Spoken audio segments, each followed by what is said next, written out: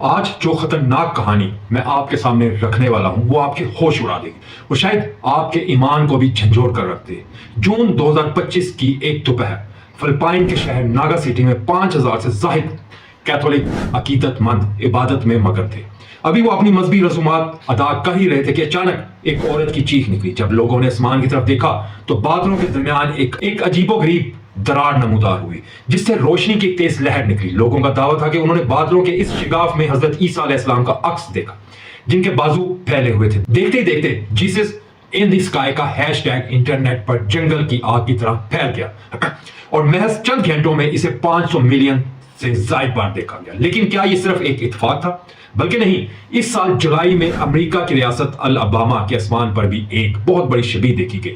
حیرت کی بات یہ کہ عکس کئی دنوں تک وہاں موجود رہا۔ فروری 2025 میں بیت المقدس یروشلم سے بھی ایسی ہی رپورٹس سامنے آئی۔ اب سوال یہ پیدا ہوتا ہے کہ کیا واقعی حضرت عیسیٰ علیہ السلام کا ظہور ہونے والا ہے یا پھر انسانیت کو کسی بہت بڑے عالمی دھوکے کا نشانہ بنایا جا رہا ہے؟ اس معمے کو سمجھنے کے لیے ہمیں ماضی کے کچھ تاریخ صفحات الٹنے ہوں گے۔ اس کہانی کا سرا 1994 سے ملتا ہے جب کینیڈا کے ایک نڈر صحافی سرجی مناس نے ایک سنسنی خیز خفیہ انکشاف کیا ناسا کے حوالے سے۔ اس نے ناسا مشن کا پردہ چاک کیا جسے پروجیکٹ بلو بیم کا نام دیا گیا۔ مناس کے مطابق عالمی طاقتیں دنیا پر ایک نیو ورلڈ آرڈر مسلط کرنا چاہتی ہیں اور اس مقصد کے لیے وہ 4 خطرناک مراحل پر کام کر رہی ہیں۔ پہلا مرحلہ دنیا بھر کے مذاہب کو سائنسی بنیادوں پر مشکوک بنانا، آثار قدیمہ کی ایسی جھوٹی دریافتیں پیش کرنا جس سے لوگوں کا اپنے مذہب سے یقین متنزل ہو جائے۔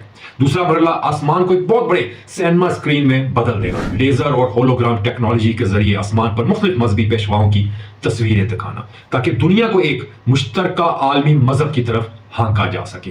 اور تیسرا مرحلہ انسانی دماغوں کو ELF لہروں کے ذریعے کنٹرول کرنا۔ ELF کے ذریعے لوگوں کے ذہنوں میں ایسی آوازیں پیدا کرنا کہ انہیں لگے کہ خدا براہ راست ان سے ہم کلام ہے۔ چوتھا مرحلہ جو کہ انتہائی خطرناک ہے، دنیا کو ایک ایسے بحران میں دھکیلنا جہاں لوگ ایک عالمی ظالم حکمران کو اپنا نجات دہندہ ماننے پر مجبور ہو جائے۔ دلچسپ بات یہ ہے کہ ان انکشافات کے محض 2 سال بعد سرجی مناس کو گرفتار کر لیا گیا اور دوران حراست ہی سے اچانک دل کا دورہ پڑ گیا اور وہ انتقال کر گیا۔ اس کی موت پر کوئی تفتیش نہیں ہوئی اور اس کی فائل کو ہمیشہ کے لیے دبا دیا گیا۔ مسلمان